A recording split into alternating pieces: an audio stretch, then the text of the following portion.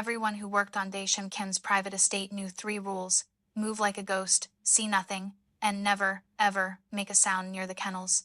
Zuri Quinn had followed those rules for 8 months, scrubbing marble floors in a mansion where the wrong glance could cost you your life. But the moment she looked up from her cleaning cart in the park and saw the Bulldog, everything stopped. Because Baeom wasn't just attacking someone, he was locked onto the throat of Jun Sung, Daeshim's most trusted lieutenant, and the man who never showed fear was screaming. Daeshim stood over the chaos, his face carved from ice, his hand already moving beneath his jacket. The bodyguards raised their weapons, ready to end the dog to save the man. And Zuri, watching the beast shake Jun Sung like a rag doll, saw something in those wild eyes that stopped her breath. Not rage, terror. She knew what she had to do, even if it killed her.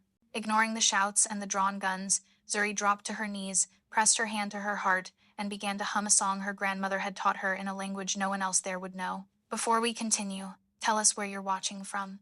And if this story touches you, make sure you're subscribed because tomorrow I've saved something extra special for you. Now, let's jump right back in. Zuri's housekeeping position at the Kim estate paid 3 times what any legitimate job would offer, and the agency that placed her there made it crystal clear that the generous salary came with one non-negotiable requirement: absolute invisibility.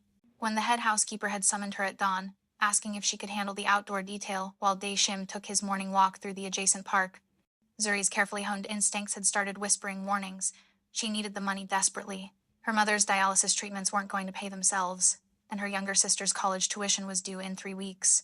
Pride was a luxury she had surrendered somewhere around her 24th birthday when her father's construction accident had left their family drowning in medical debt. The park adjacent to the estate was private, gated, accessible only to the residents of the 5 mansions that surrounded it. Zuri had worked methodically that morning, emptying trash receptacles and sweeping the stone pathways, keeping her head down, staying 40 feet behind Daeshim's walking route exactly as instructed. She had seen him before, of course, from a distance. Impossible not to notice the man who owned the estate.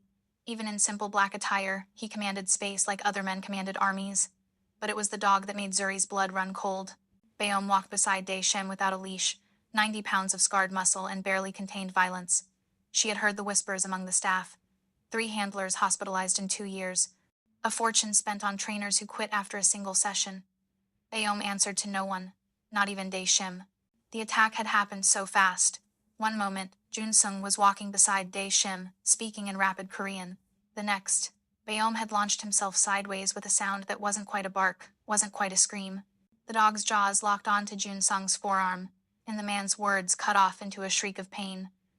The bodyguards moved immediately, weapons appearing from beneath tailored jackets. Daeshim's hand emerged with a matte black pistol. His face showed no emotion, no hesitation. The dog had become a liability. Liabilities were eliminated. Zuri's cleaning cart had clattered to the ground. She was moving before her conscious mind registered the decision, running toward the scene while every survival instinct she possessed screamed at her to flee. She dropped to her knees 15 feet from the dog, pressed her right hand over her heart, and began to hum. The melody was old, older than her grandmother, who had taught it to her, older than any church hymn or lullaby Zuri had ever heard. It came from West Africa, from ancestors who had understood that some bonds transcended language, that certain sounds could reach past fear into the hidden places where wounded souls lived. The change wasn't immediate, but it was undeniable. Baeom's growl faltered, his jaw loosened incrementally, though he didn't release Jun Sung. His head turned toward Zuri, ears swiveling forward, and the wildness in his eyes shifted into something confused, almost vulnerable. Baeom released Jun Sung. The lieutenant collapsed backward, clutching his mangled arm, but no one moved to help him. Everyone was frozen, staring at the impossible scene unfolding before them. The dog that had terrorized an entire criminal organization was crawling on his belly toward a housemaid, whimpering like a lost puppy. Baeom reached Zuri and pressed his massive head against her chest, directly over her heart. His entire body trembled. Zuri's arms wrapped around him instinctively, and she felt wetness on her cheeks. Now, in the aftermath of the impossible, Daeshim Kim stood 6 feet away, his weapon lowered but not holstered, his expression carved from granite. The morning sun caught the sharp angles of his face, highlighting the tension in his jaw, the calculations happening behind those dark eyes. When he finally spoke, his voice was deadly quiet, each word precisely measured like bullets being loaded into a chamber. Explain. It wasn't a request. It was a command that expected immediate compliance. Now, Zuri's hands tightened in Baeom's fur. The dog pressed closer, trembling against her like he was afraid she would disappear. She could feel the weight of every eye on her, the bodyguards with their hands still hovering near their weapons, Jun Sung being helped to his feet, his face gray with pain and something darker, and Daeshim, standing there with the kind of stillness that preceded violence. "He's not what you think he is," Zuri said, her voice shaking but holding steady. She kept one hand on Bayom's head, feeling his rapid heartbeat against her palm. "He's not vicious, he's terrified. That animal," Daeshim gestured toward Bayom with controlled precision, "has put 3 men in the hospital. He destroyed a reinforced kennel last month. He answers to no one. Yet you walk up singing a song, and he submits like a trained pet. I want to know how." Zuri met his eyes, past the point where self-preservation should have made her look away. "Because everyone's been trying to dominate him. You can't control trauma with more trauma. You can't force trust from something that's been broken." "Broken." Daeshim repeated the word like it was foreign to him. He moved closer, each step deliberate, closing the distance between them until Zuri had to tilt her head back to maintain eye contact. This close, his presence was overwhelming. "You think my dog is broken? I think something happened to him that made him believe the whole world is a threat." Zuri's voice gained strength as she spoke, channeling her grandmother's lessons about standing firm in your truth even when power tried to silence you. "Look at him. Really look.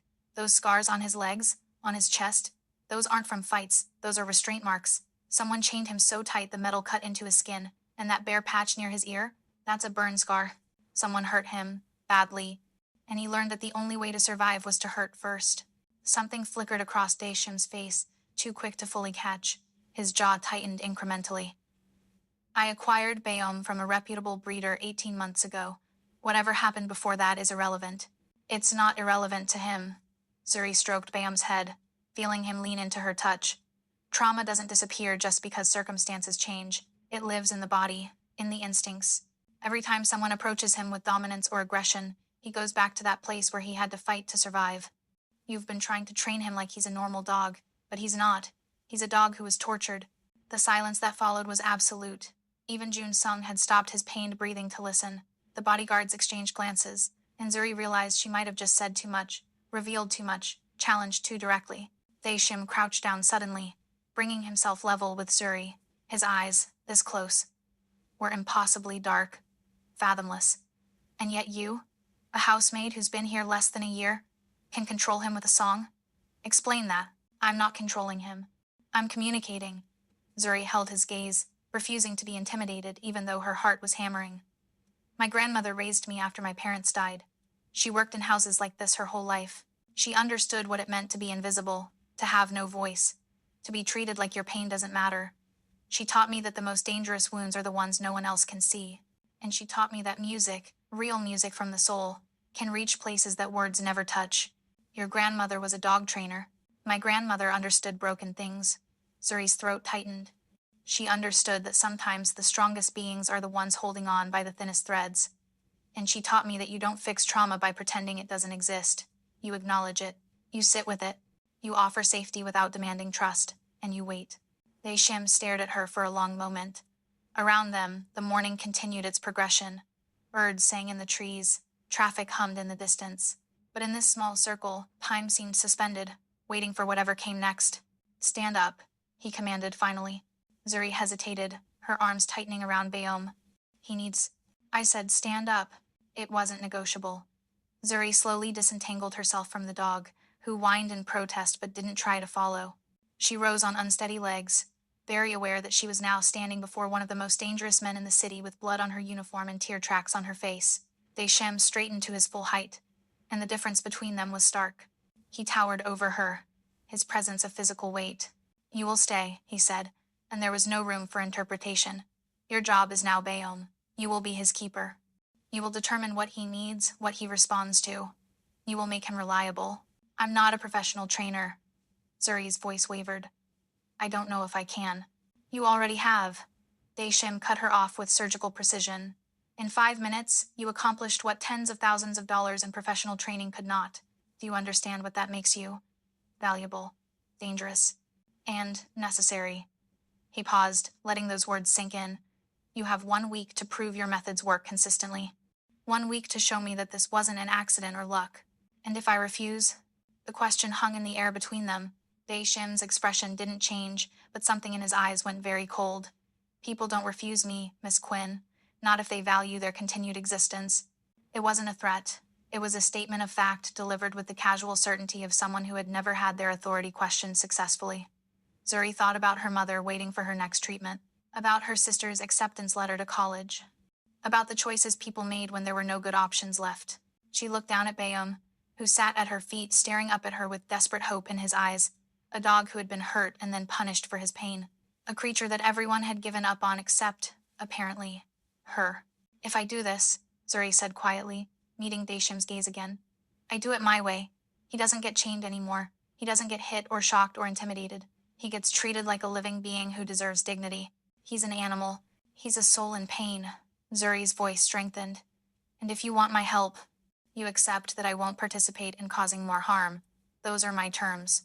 The bodyguards shifted uncomfortably.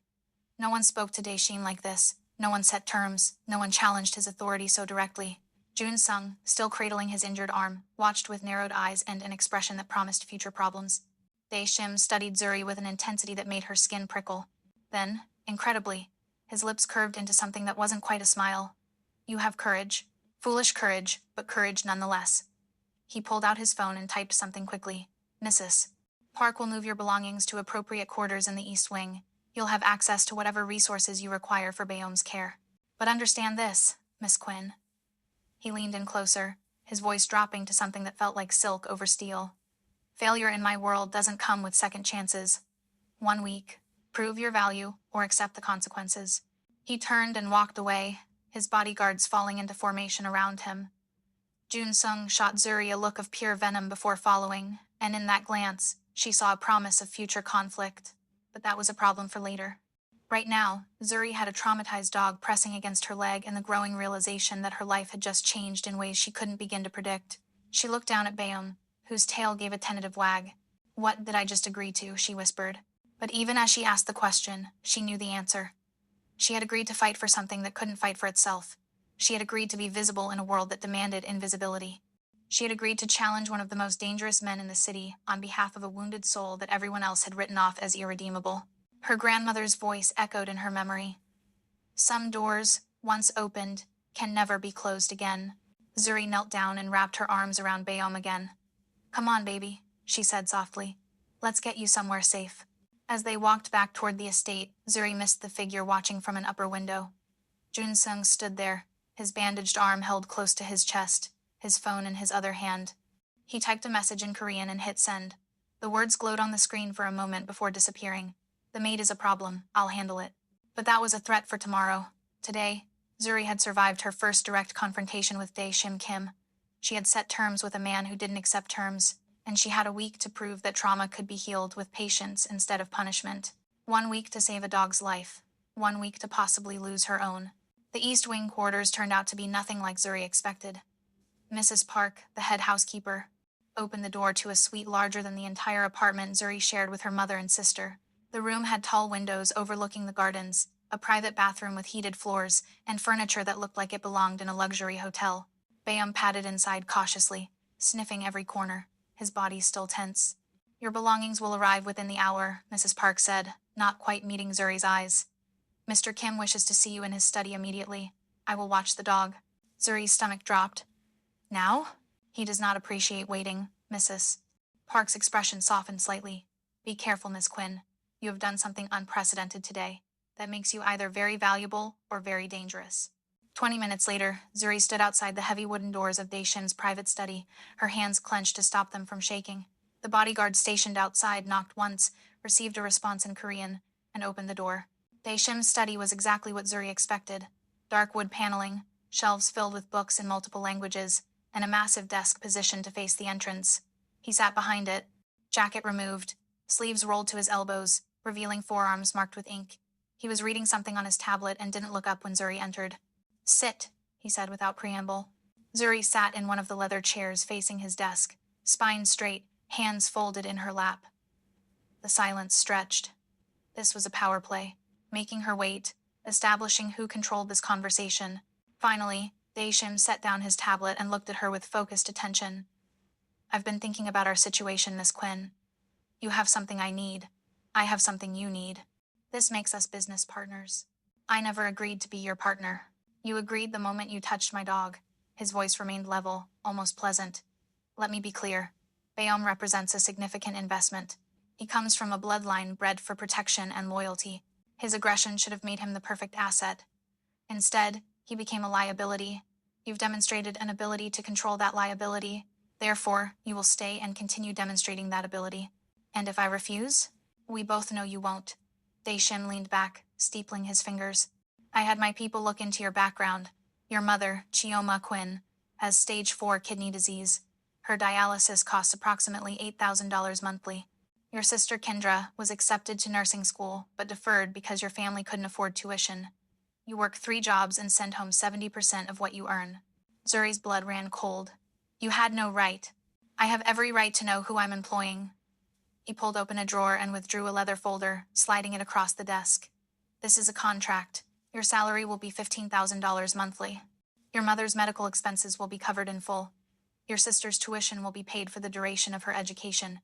In exchange, you will maintain Bayom's stability and obedience. Zuri stared at the folder without touching it. The money would change everything. Her mother could get the transplant. Kendra could become a nurse. The crushing debt could vanish. All she had to do was sign. No, she said quietly. Daeshim's expression didn't change, but something flickered in his eyes. No, I'm not signing anything until we discuss real terms.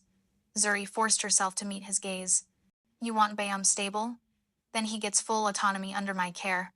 No chains, no cages, no punishment-based training. He needs space to decompress, exercise that isn't about combat, and veterinary care that focuses on his psychological trauma. You're negotiating with me. Daeshim sounded almost amused. People don't negotiate with me, Miss Quinn. Then I'll be the first. Zuri leaned forward. You said it yourself. I have something you need. Bayom trusts me. That trust came from recognizing his pain and refusing to add to it. If you want me to help him, you accept that I won't participate in his continued suffering. Those are my terms. The silence stretched between them. Daeshim studied her with an intensity that made Zuri want to look away. But she held still, held his gaze, refused to back down. Finally, he picked up a pen and made several notations on the contract. 1-week trial, he said, his voice carrying an edge. You have full authority over Bayom's care during that time. No interference. But understand this clearly. He slid the modified contract toward her. If at the end of that week he's not demonstrably improved, this arrangement ends. And in my world, ended arrangements don't come with severance packages. They come with consequences. Sign or don't. Decide now. Zuri looked at the contract, at the numbers that could save her family, at the modifications he had made. She thought about Bayom waiting in her quarters, about the hope in his eyes, about the choice between safety and doing what was right. She picked up the pen. Her hand shook slightly as she signed her name. 1 week, she said, meeting his eyes. I'll prove that compassion works better than fear. Daeshim's smile was sharp. I look forward to watching you try. Zuri's first full day as Bayom's keeper began before dawn. She woke to find the dog pressed against her bed, his breathing steady but his body tense even in sleep. When her alarm sounded, his eyes snapped open immediately, and for a moment, she saw the wildness return before recognition softened his gaze. Good morning, baby, she whispered, reaching down to stroke his head. We're going to take this slow today. Bayom's tail gave a tentative wag, and something in Zuri's chest loosened. This was where healing began, not with commands or corrections, but with consistent presence. She established a routine immediately, understanding that traumatized beings needed predictability. They woke at 6. She took him outside to the private garden area that Daeshim had designated, letting Bayom explore at his own pace.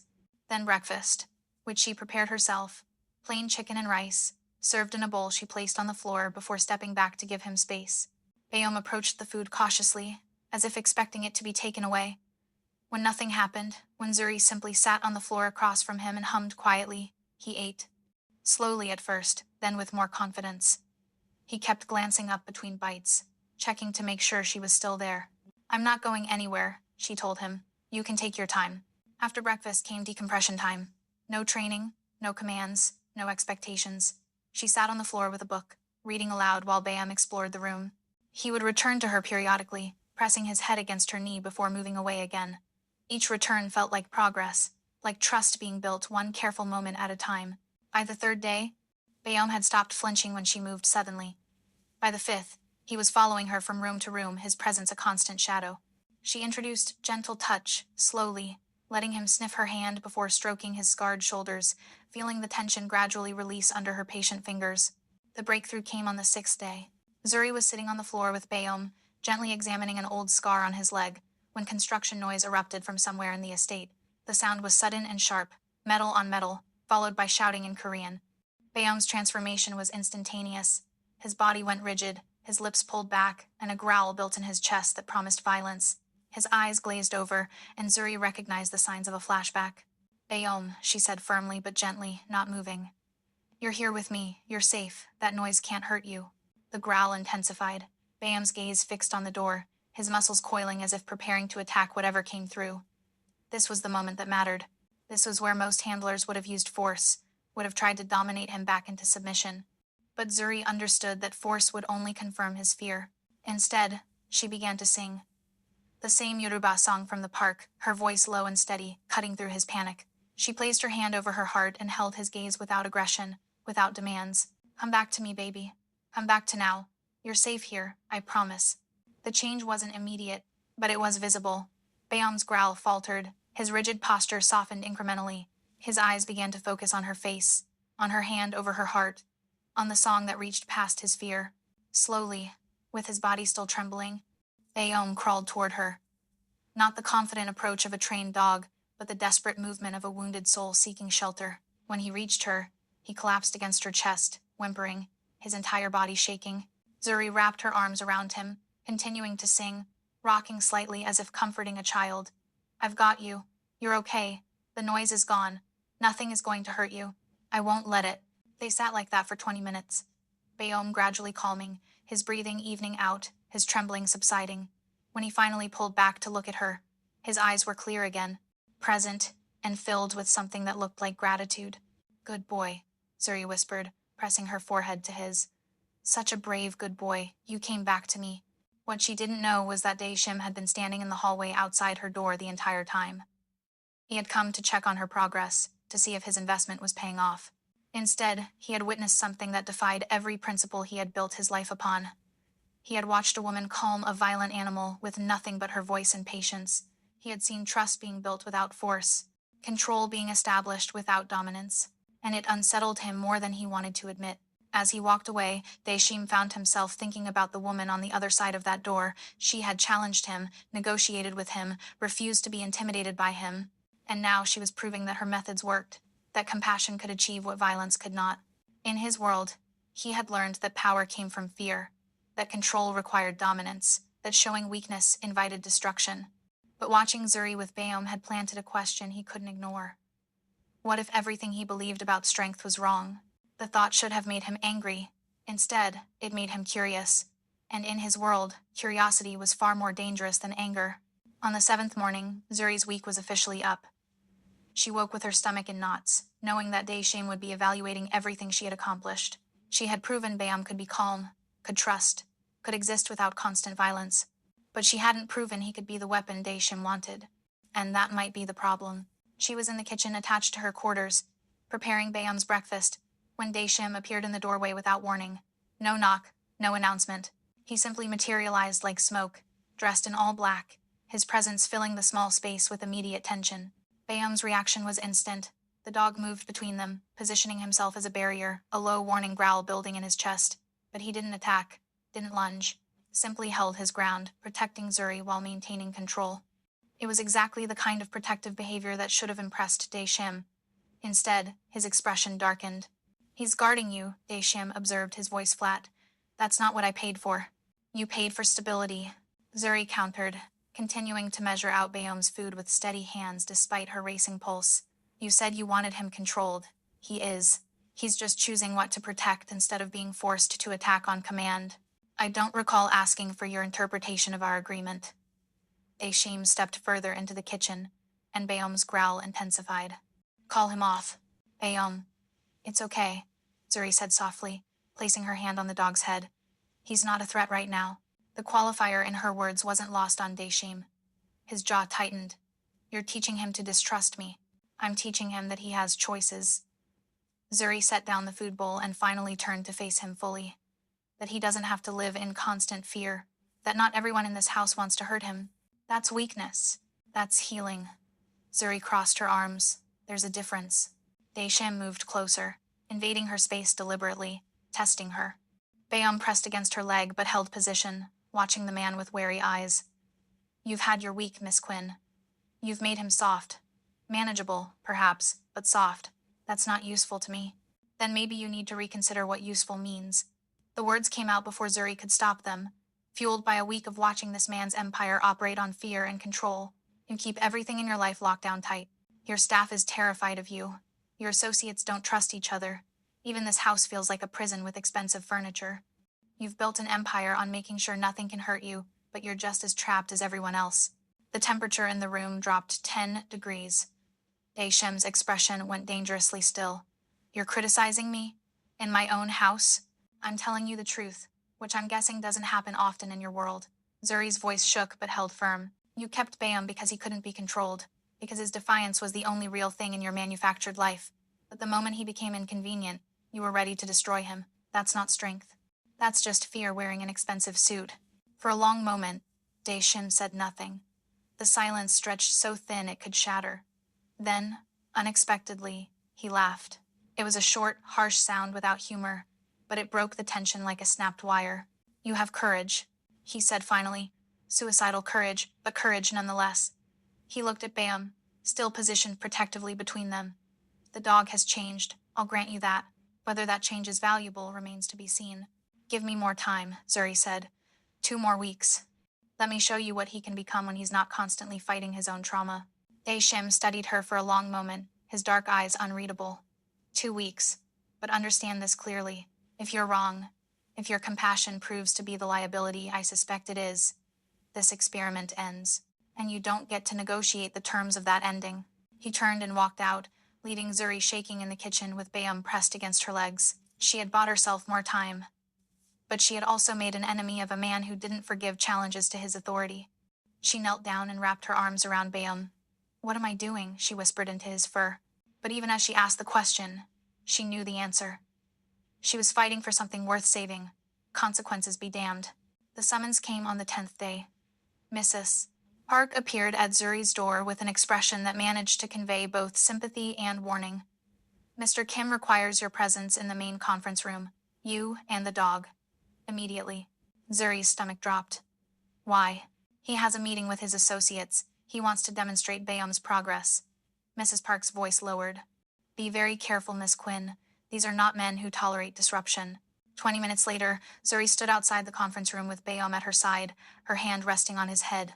She could hear voices through the heavy doors, speaking in rapid Korean punctuated by occasional English, business voices, dangerous voices, men who made decisions that affected lives without losing sleep over the consequences. The door opened. One of Daesham's bodyguards gestured for her to enter. The conference room was all dark wood and leather chairs surrounding a table that could seat 20. 6 men occupied those chairs now, all in expensive suits, all radiating the kind of casual menace that came from never being told no. Daesham sat at the head, and to his right sat Jun Sung, his injured arm now out of its sling but still bandaged. Gentlemen, Daesham said in English, gesturing toward Zuri. This is Miss Quinn, the woman I told you about, and this is Bayam, who some of you have encountered before. Several of the men shifted uncomfortably. Clearly Bayam's reputation preceded him. I wanted you to see the progress we've made, Daesham continued, his eyes on Zuri. Come. Bring him closer. Zuri walked forward slowly, acutely aware of every eye tracking her movement. Bayam stayed at her side, his body tense but controlled. He wasn't showing aggression, but his awareness was absolute. Every person in the room was a potential threat he was monitoring. Remarkable, one of the men said in accented English. 2 weeks ago, this dog would have torn through a steel door to attack. Now he walks calmly. How? Patience, Zuri answered before Daesham could. And respect. He's not a machine to be programmed. He's a living being who responds to how he's treated. Jun Sung scoffed. Pretty words. But can he still function as protection? Or has she turned him into a pet? Daesham's expression didn't change. An excellent question. Miss Quinn, bring Bayam to meet my associates properly. Let's see how he handles proximity to strangers. It was a test. Zuri understood that immediately. And refusing wasn't an option. She guided Bayam around the table, introducing him to each man. Some extended their hands cautiously, others kept their distance. Bayam remained calm throughout, though Zuri could feel the tension coiled in his muscles. Then they reached Jun Sung. The change in Bayam was instantaneous and terrifying. The dog that had been calm seconds before transformed into something feral. His lips pulled back, revealing teeth. A sound emerged from his chest that was more growl than bark, primal and murderous. But he didn't lunge. He planted his feet and held position, every muscle trembling with the effort of restraint. Bayam. No, Zuri commanded, her hand tightening on his collar. Stay with me. But the dog wasn't listening. His eyes were locked on Jun Sung with an intensity that went beyond normal aggression. This was personal. This was recognition. Get him out, Daeshim said sharply. Now. Zuri pulled, but Bayom resisted, his entire focus on Jun Sung. The other men were standing now, hands moving toward concealed weapons. The situation was seconds from turning lethal. Bayom, please. Zuri dropped to her knees beside him, pressing her hand over her heart. Look at me. Come back to me, please. The desperation in her voice finally penetrated. Bayom's gaze shifted to her, and she saw the conflict in his eyes. The need to attack warring with the trust she'd built. Slowly, painfully, the trust won. He turned his body toward her, though his eyes kept darting back to Jun Sung. Good boy, she whispered. Such a good, brave boy. Let's go. She led him toward the door, her legs shaking. Behind her, she heard Jun Sung's voice, smooth and dismissive. The animal is clearly still unstable. Perhaps we should revisit the question of whether he's worth keeping. Perhaps, Daeshim said slowly. We should revisit why he reacted that way only to you. The silence that followed was loaded with implications Zuri didn't fully understand. But as she closed the conference room door behind her, one thing was crystal clear. Bayom knew something about Jun Sung that he couldn't communicate with words. Something that made him willing to risk everything, even the trust he'd built with Zuri, to warn her. And Daeshim, for all his control and calculated decisions, had just seen his dog display the kind of specific, targeted aggression that suggested recognition rather than random violence. The question now was whether he would believe what his most loyal weapon was trying to tell him. Zuri spent the rest of the day trying to calm Bayom down. The encounter with Jun Sung had shaken something loose in the dog, bringing back whatever trauma Zuri had been carefully helping him work through. He paced her quarters restlessly, whining, his eyes darting to the door as if expecting an attack. She sang to him, held him, did everything she could to reassure him that he was safe, but the fear had returned, and with it, the understanding that some wounds ran deeper than she could reach. She was in the garden the next afternoon, letting Bayom run off some of his anxious energy when Jun Sung appeared on the pathway. He walked with calculated casualness, his bandaged arm the only evidence of their first encounter. His smile was pleasant, unthreatening, the expression of someone making friendly conversation. Miss Quinn, he said in smooth English with barely any accent, I wanted to apologize for yesterday. I didn't mean to upset your dog. Bayom's reaction was immediate but different from the conference room. He didn't growl or show aggression. Instead, he moved with deliberate precision to position himself between Zuri and Jun Sung, creating a physical barrier. His body was tense, ready, but controlled, a living shield. He's just protective, Zuri said carefully, her hand dropping to rest on Bayom's head. He takes his job seriously. I can see that. Jun Sung stopped a respectful distance away, his posture non-threatening. It's impressive what you've accomplished. Daeshim speaks highly of your work. Does he? Zuri kept her voice neutral, though her instincts were screaming warnings. Of course. You've made yourself valuable in a very short time. Jun Sung's smile widened slightly, though I wonder if you understand how dangerous valuable can be in our world. People who become indispensable sometimes forget they're still just people, still replaceable when circumstances change. The threat was subtle, wrapped in pleasant words and a friendly tone, but it was unmistakable. Zuri felt Bayom's muscles tense under her hand. I'm just doing the job Mr. Kim hired me for, she said. Nothing more. Yes, but jobs change. Needs change. Jun Sung glanced down at Bayom, something flickering in his eyes. Animals are unpredictable, dangerous. Sometimes the kindest thing is to recognize when something has outlived its usefulness. He wasn't just talking about Bayom. The implication hung in the air between them like smoke. Is there something specific you wanted? Zuri asked, her voice harder now. Because if this is just a friendly visit, I have work to do. Jun Sung held up his hands in mock surrender. No offense intended. I simply wanted to make sure you understand your position here. Daeshim values loyalty above all else. He doesn't appreciate people who create complications or divisions among his trusted circle. He paused meaningfully. I've been with him for 8 years. I've earned my place through blood and service. You've been here 2 weeks. The message was clear. She was an outsider. She was temporary. And if it came down to a choice between her and Jun Sung, she would lose. I understand perfectly, Zuri said. Was there anything else?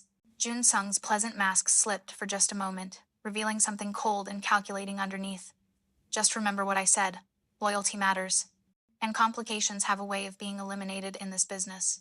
He walked away, leaving Zuri standing in the garden with Bayom still positioned protectively in front of her.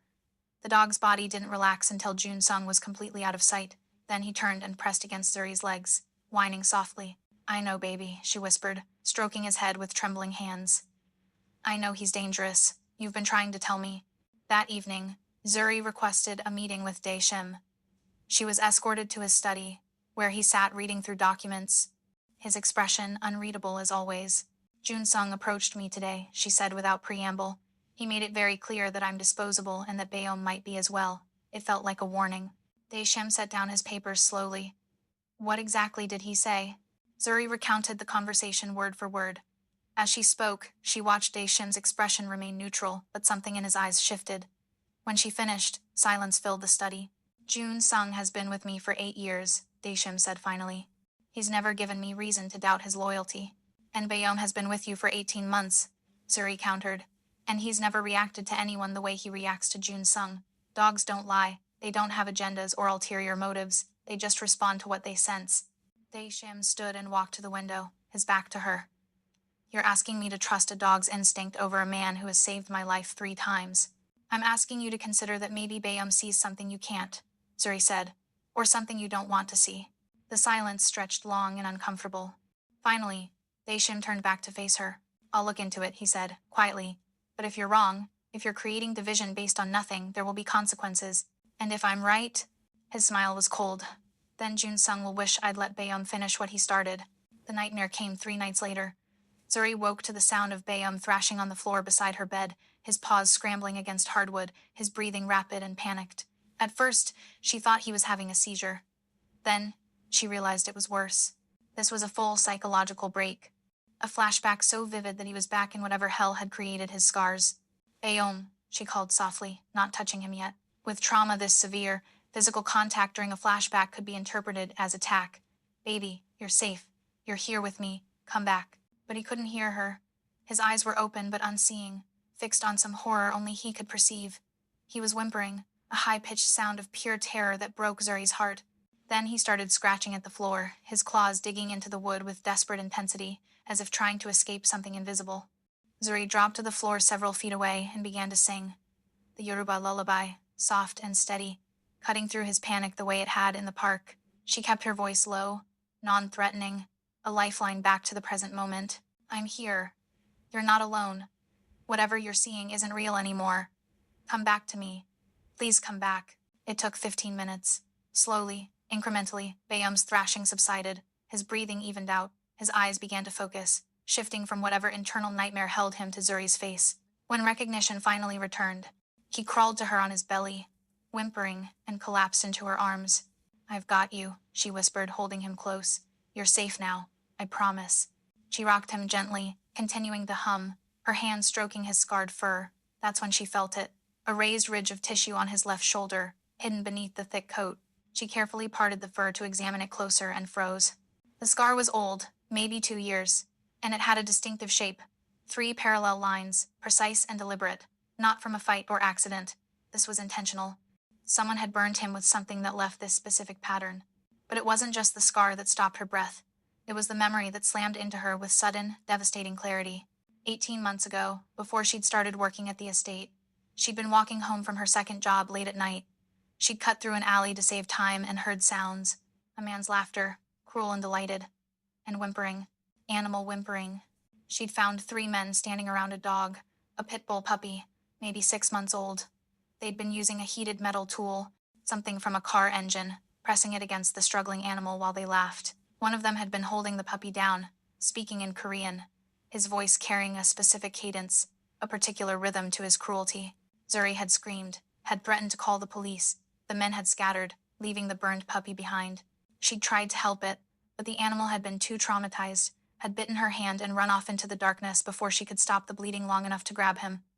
She'd searched for hours, had reported it to animal control, had checked shelters for weeks, but she'd never found him. Until now. It was you, she whispered, her hands trembling as she traced the scar. Oh God, baby, it was you in that alley. And the man who'd been speaking Korean. The one whose voice had that particular mocking rhythm. She'd heard that voice again, recently. In the conference room. At the garden. Jun Sung. The realization hit her like a physical blow. Jun Sung hadn't just caused Bayom's trauma, he was the source of it. He'd tortured this dog before selling him through whatever breeder had provided false documentation to Daeshim. And Bayom, despite all the time that had passed, despite the training and handlers and violence he'd experienced since, still recognized his abuser. That's why he'd reacted so violently in the conference room. Not random aggression, recognition. The dog had been trying to warn everyone that the man sitting at Daeshim's right hand was a monster. Zuri pulled out her phone with shaking hands. She took photos of the scar, documenting its distinctive pattern. Then she recorded a voice memo, describing everything she remembered from that night 18 months ago, the alley location, the approximate time, the Korean phrases she'd heard but hadn't understood. When she finished, she looked at Bayom, who was watching her with exhausted, trusting eyes. I'm going to make this right, she promised. I'm going to make him pay for what he did to you. But first, she had to convince Daeshim to believe her. And that meant walking into the office of one of the most dangerous men in the city and accusing his most trusted lieutenant of being a sadistic traitor. The sun was rising, painting her quarters in shades of gold. Zuri stood, her decision made. Come on, baby, she said to Bayom. We're going to tell the truth. Whatever happens, we face it together. Zuri didn't wait for an invitation.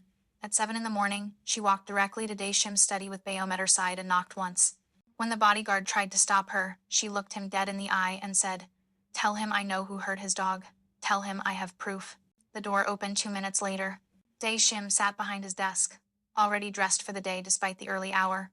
His expression was unreadable, but his eyes tracked her movement with sharp attention as she entered. The bodyguard closed the door behind her, leaving them alone except for Bayom. This had better be important, Daeshim said. I don't appreciate interruptions during my morning briefing. It's Jun Sung. Zuri didn't waste time with preamble. He's the one who tortured Bayom. I can prove it. The temperature in the room dropped. Daeshim's expression went dangerously still. You're making an accusation against my most trusted associate based on a dog's behavior. Do you understand what that means? I'm making an accusation based on evidence. Zuri pulled out her phone, hands steady despite her racing heart. 18 months ago, I witnessed 3 men torturing a pit bull puppy in an alley near my apartment. I tried to intervene, but they ran. The puppy was too traumatized to let me help him. He bit me and ran off before I could get him to safety. She pulled up the photos she'd taken that morning. Last night, Bayom had a severe flashback. While I was calming him down, I found this scar on his shoulder. 3 parallel lines, burn marks from a heated tool. The exact injury I saw being inflicted that night. Daeshim took the phone, studying the images with focused intensity. His jaw tightened almost imperceptibly. That's not proof Jun Sung was involved, he said, but his voice had lost some of its certainty. One of the men that night was speaking Korean. I didn't understand the words, but I remember the voice, the rhythm of it, the particular way he laughed while hurting an innocent animal. Zuri met his eyes. I heard that voice again 3 days ago in your conference room, and again yesterday in the garden when Jun Sung came to threaten me. She played the voice memo she'd recorded, recounting every detail she could remember from that night. The location, the time, the type of tool they'd been using. As she spoke, she watched Daeshim's expression shift from skepticism to something colder and more calculating. Why would Jun Sung torture a dog and then allow it to end up in my possession? He asked. That makes no sense. Maybe he didn't know you'd acquire this specific dog. Maybe he thought it was dead or lost in the system. Or maybe, Zuri's voice hardened, he thought it would be amusing to place a traumatized weapon in your hands, watching you struggle with an animal he'd deliberately broken. Daeshim stood slowly, walking to the window. His silence stretched long enough that Zuri's courage began to falter. Then he spoke, his voice quiet and lethal. Bayom came to me through a breeder, Jun Sung recommended. He handled all the paperwork, the transfer, the documentation. I trusted him to vet the acquisition properly. He turned back to face her. If what you're saying is true, then Jun Sung didn't just torture an animal. He used that torture to undermine me, to create chaos in my organization, to make me appear weak and unable to control my own assets. That's exactly what I'm saying. Daeshim returned to his desk and pulled out his phone, typing rapidly. I've been having Jun Sung followed since our last conversation, quietly. He doesn't know, and there have been irregularities, meetings he didn't report, financial transactions that don't align with his stated activities. He looked up at Zuri. Your accusation gives context to those irregularities. It suggests a pattern of deception. So you believe me? I believe, Bayom. Deshim's smile was cold and sharp. Animals don't have agendas. They only respond to truth. And the truth is that my dog recognizes his abuser. He set down his phone. I'm going to set a trap. Tonight. I'll arrange a private meeting with Jun Sung, supposedly to discuss your termination and Bayam's disposal. You and the dog will be present. Hidden, but present. What are you planning? Justice. Daeshim's voice carried the weight of absolute certainty. If Jun Sung is guilty, his reaction to Bayam in a controlled environment will prove it. And if he's innocent, then no harm is done beyond an uncomfortable conversation. Zuri knew he was lying about the last part. If Jun Sung was innocent, she was dead. But if he was guilty, then maybe, just maybe, Bayam would finally get the justice he deserved. When? She asked. 8 o'clock tonight, my private office. Be ready. At 8 o'clock, Zuri stood in the adjoining room to Daeshim's private office, separated only by a thick curtain. Bayam pressed against her leg, his body tense but controlled. They'd been waiting for 20 minutes, listening to Daeshim move around on the other side, preparing for what came next. The door opened. Jun Sung's voice carried through clearly. You wanted to see me? About the maid? Yes. Sit. Daeshim's voice was perfectly neutral. We need to discuss a problem that's become increasingly apparent. Finally, I've been saying she's a liability since day one. Jun Sung sounded relieved, almost pleased. The dog has made her sentimental. She's creating division where there should be loyalty. Interesting choice of words. Division. Loyalty. Papers rustled. Tell me, how well did you vet the breeder who provided Bayam? A pause. Thoroughly. Why? Because I've been reviewing the documentation. The breeder's business license expired 6 months before the transaction. The address listed doesn't exist, and the veterinary records appear to be forged. Daeshim's voice remained calm, but something deadly lurked beneath, which means either you were incompetent in your vetting process, or you knew exactly what you were acquiring and lied to me about it. That's absurd. I would never. Then explain why Bayam reacts to you specifically with recognition trauma, not general aggression. Recognition. The silence that followed was loaded with tension. Zuri could feel Bayam's muscles coiling, his instincts screaming at him that his abuser was mere feet away. She kept her hand on his head, holding him steady, waiting for Daeshim's signal. Dogs are unpredictable, Jun Sung said finally. You're trusting an animal over 8 years of loyal service? I'm trusting evidence, and the evidence suggests you've been playing a very dangerous game. Fabric rustled as Daeshim stood. One more question. 18 months ago, were you in the warehouse district on the night of March 15th? Another pause, longer this time. I don't recall. That's unfortunate, because I have a witness who places you there, torturing a pit bull puppy with 2 associates, the same puppy you later sold to me through false documentation. This is ridiculous. What witness? The maid? She's lying to save herself. Show him, Daeshim called. Zuri pulled back the curtain and stepped through with Bayam. The effect was immediate and damning. Jun Sung's face went from confident to pale in seconds, his eyes locked on Bayam. And for just a moment, his mask slipped completely. Recognition, guilt, and fear. Bayam's reaction was equally telling. He didn't lunge or attack. Instead, he began to whimper, that same terrified sound from his nightmares, his body trembling as he pressed against Zuri's legs. This wasn't aggression. This was a trauma response to seeing his abuser. You see it now? Daeshim said quietly. He's not being aggressive. He's terrified, because he remembers what you did to him. Jun Sung's hand moved toward his jacket. 3 bodyguards materialized from the shadows, weapons drawn. He froze. I gave you everything, Daeshim continued, his voice colder than Zuri had ever heard it. I trusted you with my life, my business, my reputation, and you repaid that trust by planting a weapon in my home designed to make me look weak, by torturing an innocent animal for your amusement, by lying to my face for 18 months. It was just a dog. Jun Sung spat, his composure finally cracking. A worthless animal. I didn't think you'd keep it after it proved untrainable. That's where you miscalculated. Daeshim stepped closer. Because that worthless animal revealed your true nature. And this woman you tried to intimidate proved that compassion and intelligence are worth more than brutal loyalty. He nodded to the bodyguards. Take him. I'll decide his fate later. As they dragged Jun Sung from the room, still protesting, Daeshim turned to Zuri.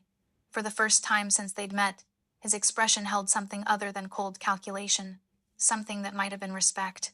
You were right, he said simply. About everything.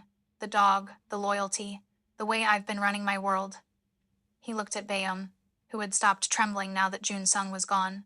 Perhaps it's time for some things to change. Zuri knelt beside Bayum, wrapping her arms around him. He's free now, she whispered. We both are. Daishim watched them for a long moment. Your contract is extended, indefinitely. Same terms, plus 1 addition. What's that? You report directly to me. No intermediaries, no filters. I want someone in my organization who tells me the truth, no matter how uncomfortable.